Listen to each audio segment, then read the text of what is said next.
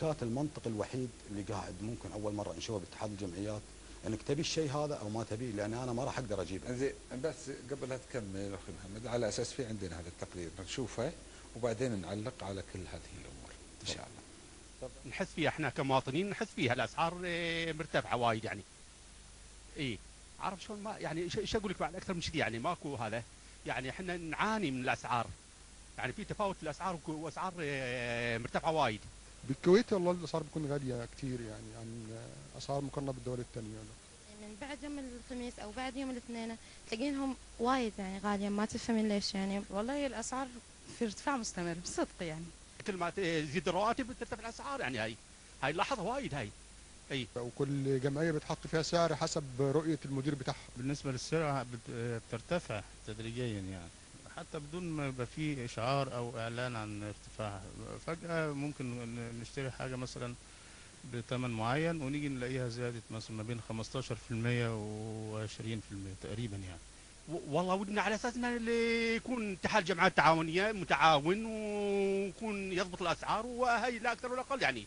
ارتفاع الأسعار واضح وملحوظ عند الجميع.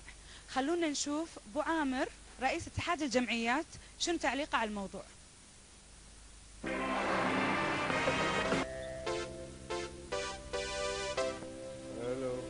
محمد الخياط دائما جهز لنا الاشياء الحلوه هذه اللي تونسنا وتعطينا طاقه، وانا احب ام مشعل ابو قتاده وابو نبيل. قوه الموضوع عندنا. اي والله. يشعلل. ام مشعل شو تقول؟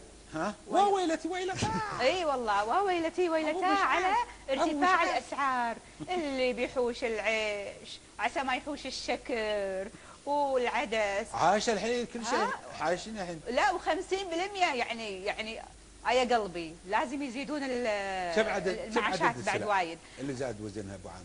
لا انا بس ابي استاذن من الاخ محمد المطيري رئيس اتحاد الجمعيات التعاونيه بالكويت في هذا المكالمه المداخله عندنا على الطرف الاخر من الهاتف السيد عبد اللطيف العميري وعنده مداخله. تفضل.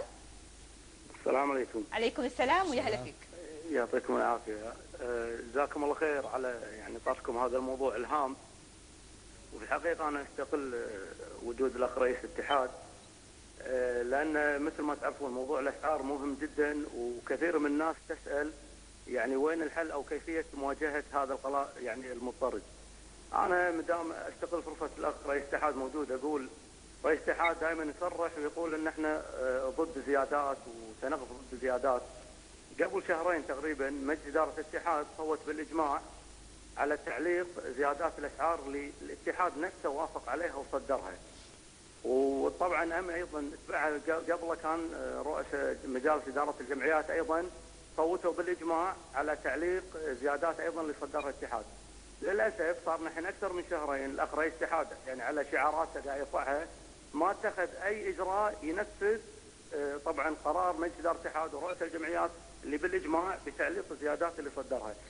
هذا شو اللي يتبعه الان؟ الاتحاد للاسف وافق على بعض الشركات وكانت بشكل انتقائي وزاد اسعارها بزيادات مختلفه ب 10 وفي 20 وفي 30 وفي 40 وفي 50.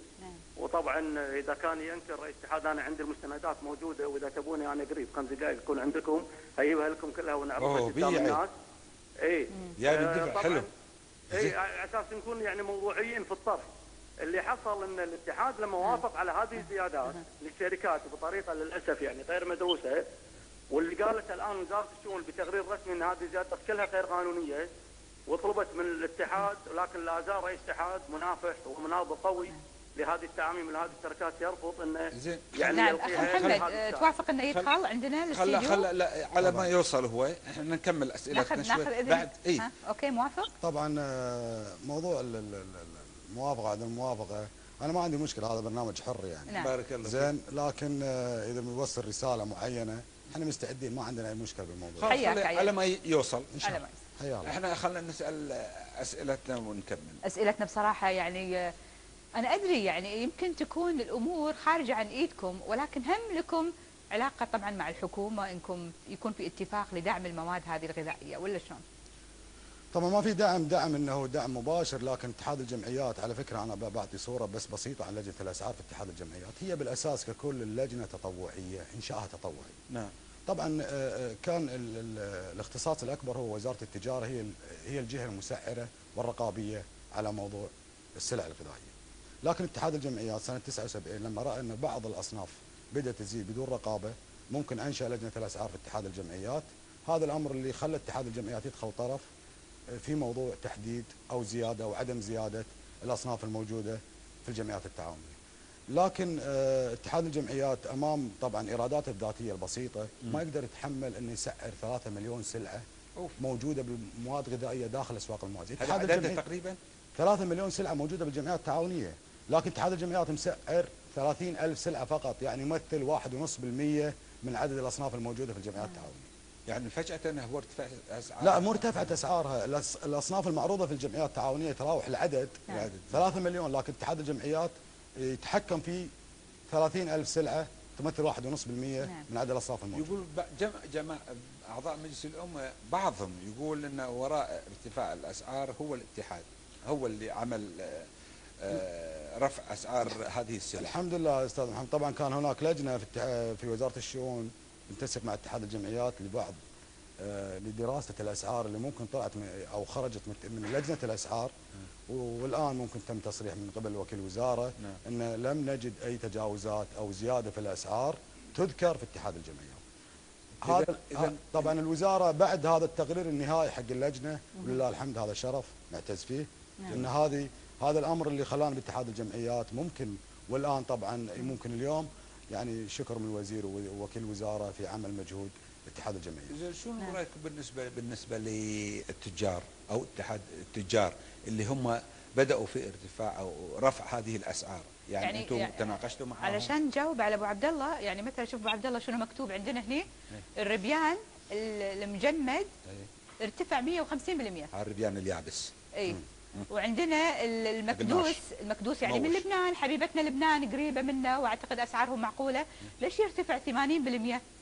واللبنه الشنكليش اللبنه خالي الدسم 70%، يعني اسعار خياليه. الدقوس الدقوس من المملكه 63% الارتفاع.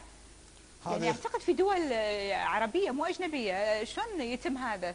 اخت ناديه، طبعا هذه الاصناف ممكن اللي ذكرت اغلبها اصناف غير مسعره عن طريق اتحاد الجمعيات، طبعا مباشره عن طريق الجمعيات ممكن يتم رفعها، يعني لكن اسعارها مصنفه او لا مش مسعره من لا مو مسعره من اتحاد الجمعيات، مو مسعره داخل اتحاد الجمعيات، في اصناف مسعره وفي اصناف غير مسعره.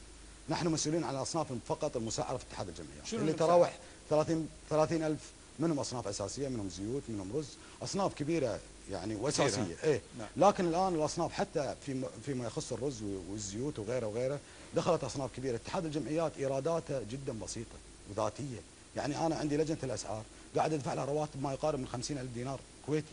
انا لما تقول لي تعال سعر على الاقل 60% او 50% من الاصناف الموجوده، انا ابي لي ميزانيه ضخمه. احنا الحين عرفنا ابو عبد الله انه قال ضيفنا الكريم ان الحليب اوكي رفع الدعم عنه عن طريق الدول الاوروبيه، زين العيش ليش مرتفع؟ العيش طبعا احنا وصلنا رساله قبل مده ان الرز ممكن في تحركات بخصوص الرز. طبعا الهند تمثل 70% من انتاج العالم من ناحيه الارز تصديره، لكن طبعا